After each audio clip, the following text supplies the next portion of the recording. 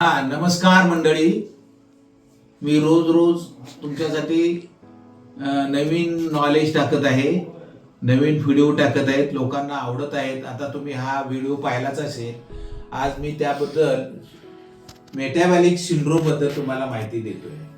Metabolic syndrome म्हणजे दुसरं तिसरं काही नसून ओबेसिटी, म्हणजे शरीरामध्ये पोटामध्ये आतड्यामध्ये पोटामध्ये सगळीकडे फॅट वाढलेलं असतं. हातापायामध्ये चेहऱ्यावर फॅट वाढलं त्याला ओबेसिटी किंवा फॅट वाढणे म्हणतात. दुसरं मेटाबॉलिक सिंड्रोम मध्ये ब्लड प्रेशर, तुमचं ब्लड प्रेशर नॉर्मल न राहता ते जास्त वाढलेलं असतं. आणि तिसरं तुमचे फॅट वाढलं, ब्लड प्रेशर वाढलं की तुम्हाला डायबिटीस सारखा डेंजर आजार होऊ शकतो. तर ह्या मेटाबॉलिक सिंड्रोम मध्ये हे 3 रोग मेजर असतात. एक ओबेसिटी, हायपरटेन्शन आणि डायबिटीस. आता ह्या तिन्ही रोगामुळे काय काय कॉम्प्लिकेशन होतात, तर मेजर कॉम्प्लिकेशन तुम्हाला चालणं, पळणं, धावणं, पटपट काम करणं, डोंगरावर चढणं ह्यासारखे अगोदर सुरुवातीला लक्षणं असतात. नंतर त्याकडे तुम्ही जर दुर्लक्ष केलं तर त्याचे पुढते भयंकर कॉम्प्लिकेशन होतात. आणि त्याच्यामध्ये हार्ट अटॅक येणे, स्ट्रोक येणे, स्ट्रोक मध्ये मेंदूमध्ये रक्तस्राव होतो आणि शरीरात पॅरालिसिस होतं, पेशंट बेशुद्ध होऊन येतो. आलं लक्षात? त्याला स्ट्रोक म्हणतात.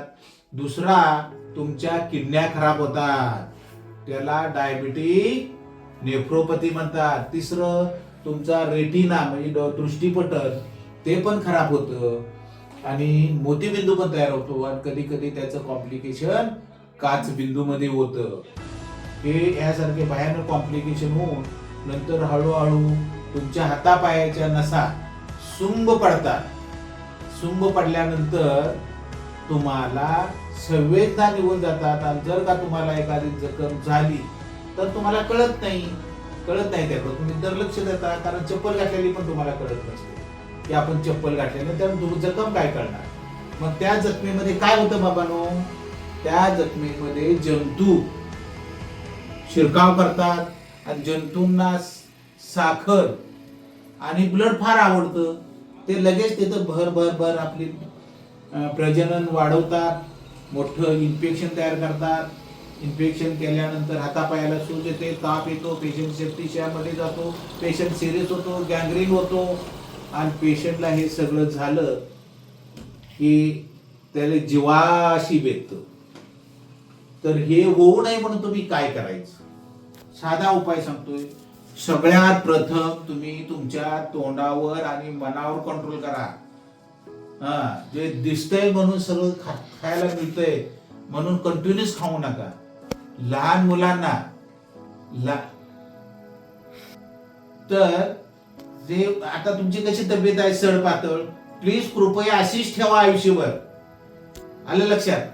आयुष्यभर अशीच तब्येत ठेवा.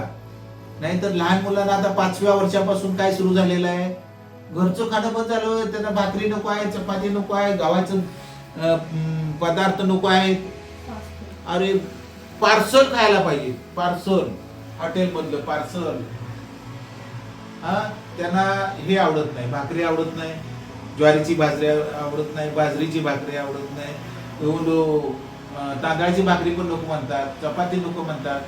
हे लहान मुलं काय म्हणतात, हॉटेल मधलं मला पिझ्झा पाहिजे, लॉलीपॉप पाहिजे, जंक फूड खायला पाहिजे, तेलकट तुपट.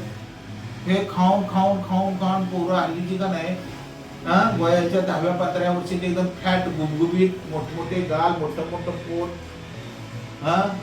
अशी भयानक परिस्थिती आता सुरू झालेली आहे. त्यासाठी तुम्ही कुठं तर हे कंट्रोल करायला पाहिजे. डायबिटीस साठी हे कंट्रोल करायला पाहिजे. हे फॅस्ट फूड, जंक फूड बंद करा. दररोज सकाळी योगा करा, व्यायाम करा, योगा करा, व्यायाम करा, चालायला जावा, पळायला जावा, जिम करा, सायकलिंग करा, स्विमिंग करा. हे जर सगळं केलं तर तुमचं, आणि सगळ्यात ते जंक फूड टाळा, फास्ट फूड टाळा, तरच तुमचा फायदा होणार आहे. नाहीतर काही खात राहायचं आणि वरण औषध घेत राहायचं, याला काय अर्थ नाही. तर रेग्युलर तुम्हाला ब्लड प्रेशर असेल तर ब्लड प्रेशरची गोळी खावा, डायबिटीज असेल तर डायबिटीजची गोळी खावा, डायबिटीज असेल तर डायबिटीजची गोळा, ब्लड प्रेशर असेल तर याची खावा, ब्लड प्रेशरची गोळी खावा. आणि दररोज त्यामध्ये एक मल्टीव्हिटॅमिनची गोळी खावा. मल्टीव्हिटॅमिनच्या गोळीनं पुढची जी कॉम्प्लिकेशन होतात, मोतीबिंदू, हार्ट अटॅक, स्ट्रोक, नेफ्रोपॅथी, न्यूरोपॅथी, हे प्रिव्हेंट होऊ शकतं. म्हणून रोज एक मल्टीव्हिटॅमिनची पण गोळी खावा. आणि ह्याच्यापेक्षा पण मोठ्या ट्रीटमेंट आहेत, पण त्या फार महागड्या आहेत, त्याला सर्जिकल ट्रीटमेंट करतात. आता ओबेसिटीसाठी आपण काय करतो, नवीन सर्जरी निघाल्या, ॲबडॉमिनल फॅट सक्शन. त्यामध्ये काय करतात, आत मोठा सक्शन पंप टाकतात, सक्शन ट्यूब, आणि पोटातलं फॅट सगळं ओढून घेतात.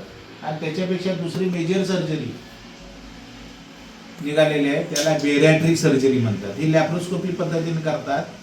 त्यामध्ये आपल्या स्टमकची साईज असते, जे आकाराचं मोठं स्टमक, ते ट्यूब सारखं, सायकलची ट्यूब असते ना, तसं लहान बनवतात स्टॅपलिंग करून.